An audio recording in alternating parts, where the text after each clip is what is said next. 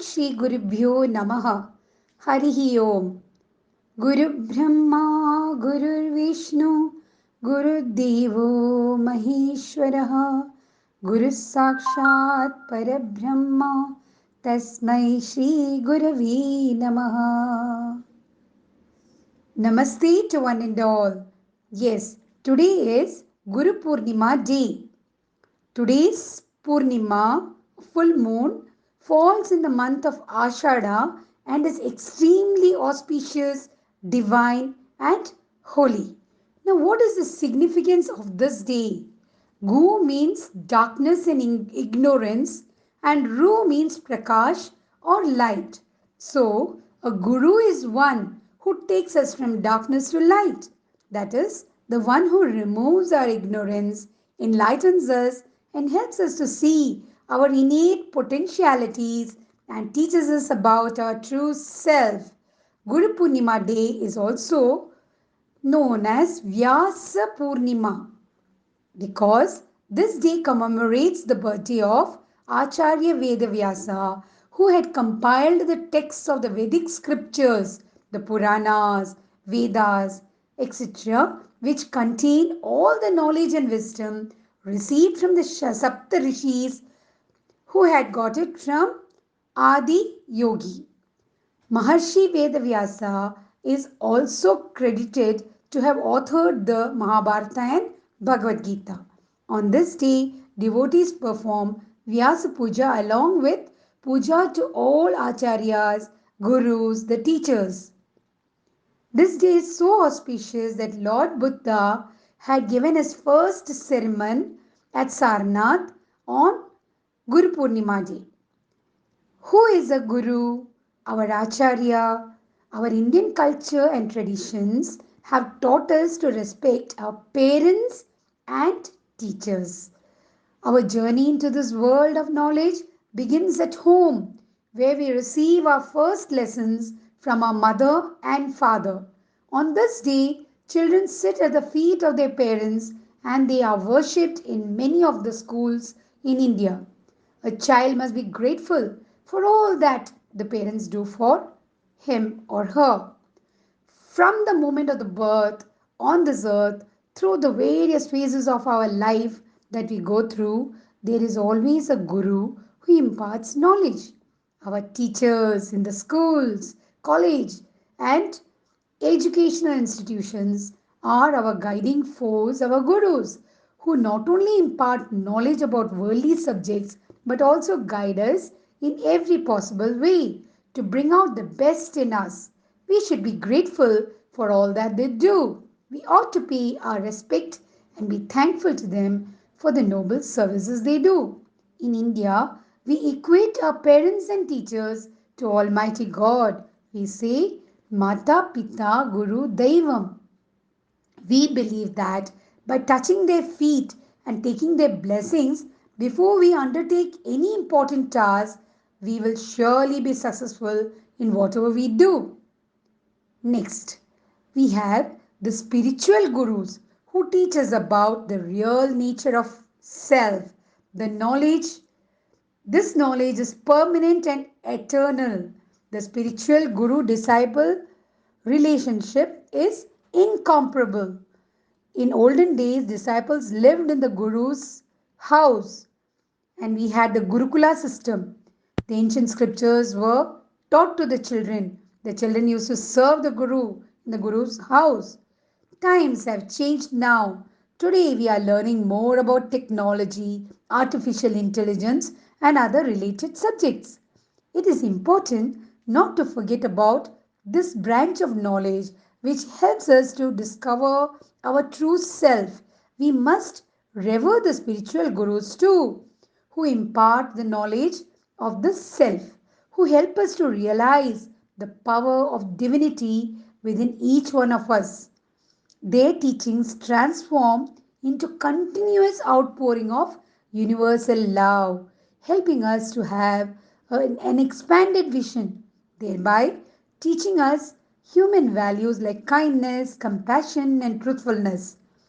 This will make us good human beings who would want to provide loving service to all those who are in need. These gurus help in creating awareness among us to see God seated in all beings. Well, do you now realize the sacred significance of Guru's role in the evolution of man? It is not without reason that India has kept alive the lamp of Guru Tattva. For a true Indian knows that the Guru is the only guarantee for the individual to transcend the bondage of sorrow, death, and to experience the reality. This is why on this day, Guru Paduka Puja is performed throughout the country. Yes, dear children, while in our pursuit of worldly knowledge, we must not ignore the higher knowledge of the self. The teachings of realized gurus can help us to achieve this and bestow us with peace and joy. Wish you all a very happy, enlightened, and blessed Guru Purnima. गुरु ब्रह्मा गुरुर्विष्णु गुरुदेवो महेश्वरः गुरु साक्षात् परब्रह्म तस्मै श्री गुरवे नमः వందనాలు అందుకోండి గురుదేవులు గారు మా వందనాలు అందుకోండి దైవ స్వరూపులు మీరు అజ్ఞానం తొలగించి విజ్ఞానము నింపినారు బతుకు బాట చూపి మా బతుకే మీరైనారు వందనాలు అందుకోండి గురుదేవులు గారు మా వందనాలు అందుకోండి దైవ స్వరూపులు మీరు జగతికి వెలుగే మీరు జగతికి జీవం మీరు జగతిలోని చీకటిని తొలగించే గురువు తమరు మీ చరణాధూళితోనే పావనమవుతుంది జగతి మీ వాకు మహిమతోటి సాధించు జగతి ప్రగతి వందనాలు అందుకోండి గురుదేవులు గారు మా వందనాలు అందుకోండి దైవ స్వరూపులు మీరు మీ చల్లని చూపుతోనే మది నిండును విజ్ఞానం మీ చల్లని చూపుతోనే నశించును అజ్ఞానము మీ చేతి స్పర్శతోనే పులకించును తన వెళ్ళ మీ మార్గ సూచనలతో విలసిల్లును జగతెల్లా వందనాలు అందుకోండి గురుదేవులు గారు మా వందనాలు అందుకోండి దైవ స్వరూపులు మీరు అజ్ఞానం తొలగించి విజ్ఞానము నింపినారు బతుకు బాట చూపి మా బతుకే మీరైనారు వందనాలు అందుకోండి గురుదేవులు గారు మా వందనాలు అందుకోండి దైవ స్వరూపులు మీరు ధన్యవాదాలు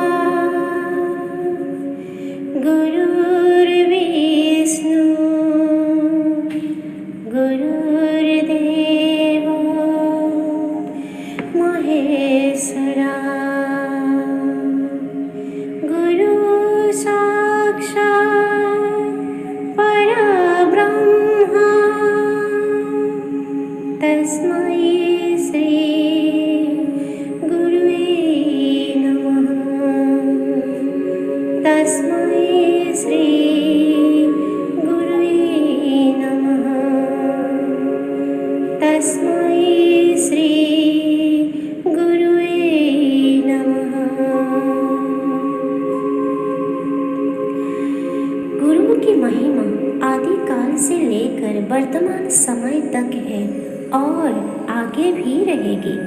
गुरु समाज को शिक्षित कर किसी भी देश को आगे बढ़ाने का महत्वपूर्ण योगदान देते हैं।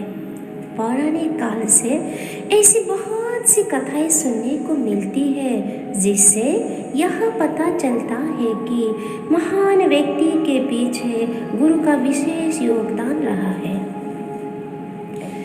हिंदू धर्म के अनुसार भगवान शिव पूरे ब्रह्मांड के सबसे पहले गुरु माने जाते हैं। इसीलिए उन्हें आदि गुरु और आदिदेव भी कहा जाता है। गुरु पूर्णिमा को कुछ लोग व्यास पूर्णिमा के नाम से भी जानते हैं, क्योंकि महान गुरु महर्षि वेदव्यास जी ने ब्रह्मसूत्र, महाभारत, श्रीमद् भागवत और 18 पुराण जैसे अनेक ग्रंथों की रचना की।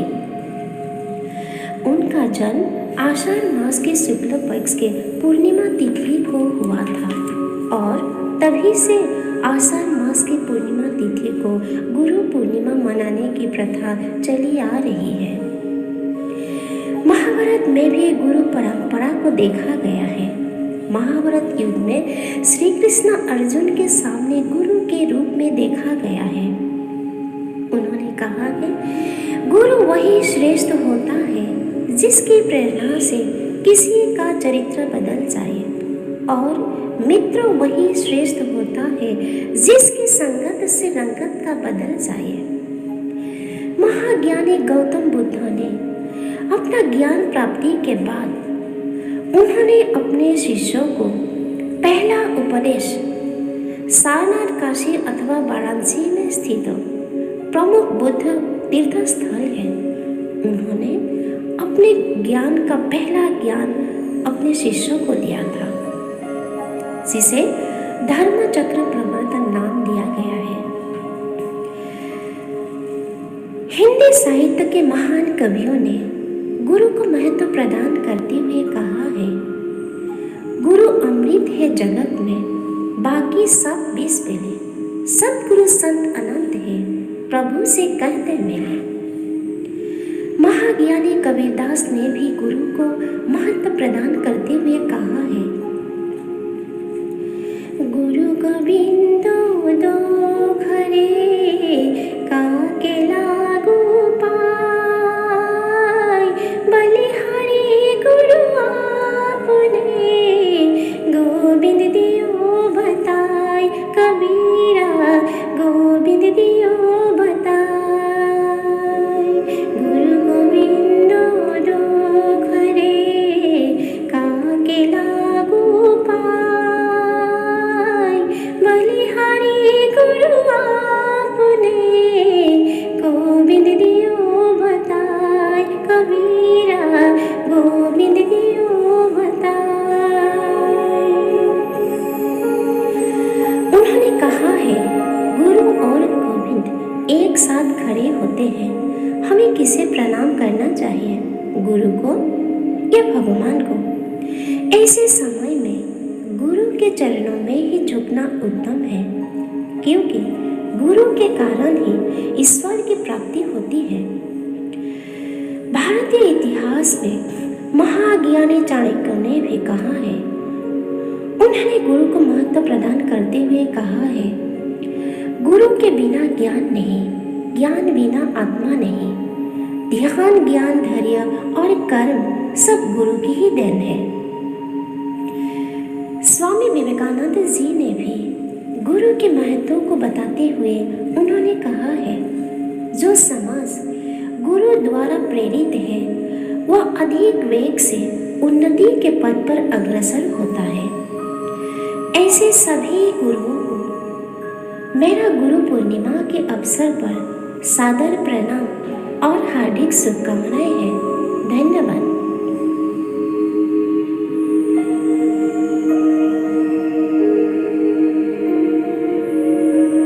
गुरु ब्रह्मा गुरु विष्णु गुरुदेवो महेश्वरः गुरु साक्षात् परब्रह्मा తస్మై శ్రీ గురవే నమః అని గురువును త్రిమూర్తుల స్వరూపంగా భావించి పూజించడం జరుగుతుంది.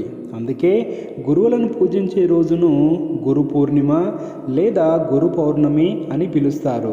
దీనినే వ్యాస పూర్ణిమ లేదా వ్యాస పౌర్ణమి అని కూడా పిలుస్తారు. వ్యాస పౌర్ణమి అని ఎందుకు పిలుస్తారంటే, పరాశర మహర్షి మరియు సత్యవతులకు వ్యాస భగవానుడు ఆషాఢ శుద్ధ పౌర్ణమి రోజున జన్మించారు. వ్యాసుడిని కృష్ణద్వైపాయనుడు అని కూడా పిలుస్తారు. వ్యాసుడు జన్మించిన తర్వాత తపస్సు చేయడానికి కృష్ణద్వీపానికి వెళ్ళి తపస్సు ఆచరించడం వల్ల వ్యాసుడిని కృష్ణద్వైపాయనుడు అనే పేరుతో పిలవడం జరుగుతుంది. హిందువులు ప్రతి సంవత్సరం ఆషాఢ శుద్ధ పౌర్ణమి రోజున గురు పౌర్ణమిని జరుపుకుంటారు. ఈ రోజున గురు పూజోత్సవం జరిపి గురువులకు కానుకలు సమర్పించి గురువుల యొక్క ఆశీర్వాదం తీసుకోవడం అనేది ఆనవాయితీ. గురు శబ్దానికి ఎంతో విశిష్టమైన అర్థం ఉంది. గు అంటే అజ్ఞానం లేదా చీకటి అని అర్థం. రు అంటే తొలగించడం లేదా నాశనం చేయడం అని అర్థం. కాబట్టి గురువు అంటే విద్యార్థుల్లో ఉండేటటువంటి అజ్ఞానాన్ని తొలగించి విజ్ఞానమును నింపువాడు అని అర్థం. తల్లిదండ్రులు ఒక శిశువుకు జన్మను మాత్రమే ప్రసాదిస్తారు, కానీ ఆ శిశువుకు జ్ఞానాన్ని ఇచ్చి పునర్జన్మను ప్రసాదించేవాడు గురువు మాత్రమే. అందుకే భారతదేశంలో గురువుకు అంతటి విశిష్ట స్థానం ఉన్నది. యోగ సంప్రదాయంలో శివుడే ఆదియోగి. గురు సాంప్రదాయంలో ఆది గురువు పరమశివుడు. శివుడు తాండవం చేసే సమయంలో తన చేతిలోని ఢమరుకం నుండి నాదం పుట్టింది. నాదం నుండి వేదం పుట్టింది. ఆ వేదాన్ని శ్రీ మహావిష్ణువు బ్రహ్మదేవుడికి ఉపదేశించాడు. అలా బ్రహ్మదేవుడు తన కుమారుడైన వశిష్ఠ మహర్షికి, ఆ వశిష్ఠ మహర్షి తన కుమారుడైన శక్తి మహర్షికి ఉపదేశించాడు. అలా ఆ శక్తి మహర్షి తన కుమారుడైన పరాశర మహర్షికి, ఆ పరాశర మహర్షి తన కుమారుడైన వ్యాస మహర్షికి ఉపదేశించాడు. మొదట్లో వేదం ఒకటిగానే ఉండెను. అలా ఒకటిగా ఉన్న వేదాన్ని వ్యాస మహర్షి 4 వేదాలుగా విభజించాడు. అలా వ్యాస మహర్షి కాస్త వేదవ్యాసుడిగా ఖ్యాతిని పొందారు.